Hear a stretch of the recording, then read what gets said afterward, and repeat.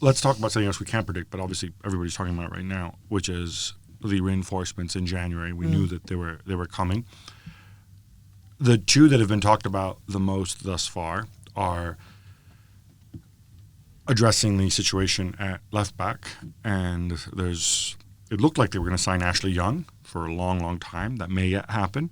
But now Mina is holding her head in her hands for people who can't see right now.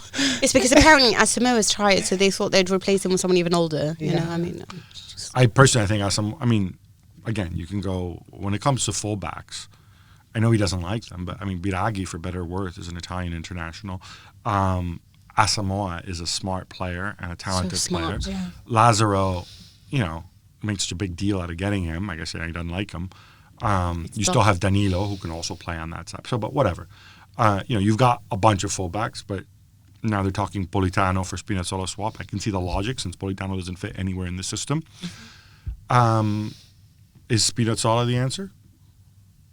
I don't know who is, but I mean, it's certainly not somebody who's like 40 years old. So you would take Spinazzola. You like the Politano for Spinazzola. Spinazzola I love a lot because yes, of course, because Spinazzola has a lot of energy. Okay. He'd be a great Conte player. To be honest. How do we feel about Christian Eriksen? I personally find him compelling. Like, I think he's a good footballer. You know what? I would be interested to see him in Conte. I think there's a possibility that those two could wind up being water and oil. But I'd be interested to see how they play What together. I don't get about Eriksen is he looks extremely... He doesn't look fast. He's not strong. He looks extremely unathletic when you see him. But then he played on a team that pressed with tremendous intensity back when Spurs were good. So is he just one of those guys where... He's a game breaker.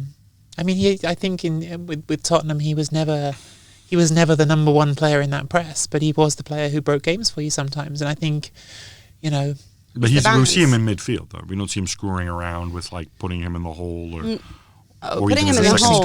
Where you would put him. Putting him in the hole, I don't know. But I want to know, is this going to have an impact on who's going to be playing in midfield? I mean, is this... If it comes in, presumably it's to play, right? Yeah, but so who's going to be taken out? I would assume you will have some... You're going to have some rotation of Barella, Sensi, the Bras, and Eriksen. Yeah. Worst comes to worst. I mean, Barella can do some of what the Bras does. You could also drop Sensi in there. Yeah. I mean, Eriksen's been effectively playing there recently for Spurs. So I would just... It's 27 years old. If you don't give him a stupid contract... I mean, it's definitely not a bad deal, He can definitely, like Nicky said, break games. He has creativity. He really reads the game very well. My issue with him, again, is physically, I don't think he's there at the... Always, he's not obviously a Conte player. Gab makes a good point on that, I think, and also how he fits the system is a question. Because I think you're right. I think in that system, the best fit I can see is as a mezzala doing what Sensi does, but it doesn't feel like a perfect fit to me. Well, thank you very much for watching ESPN on YouTube. For more sports highlights and analysis, be sure to download the ESPN app. And for live streaming, premium content, and let's not forget as well, ESPN FC 7 days a week. Subscribe to ESPN+.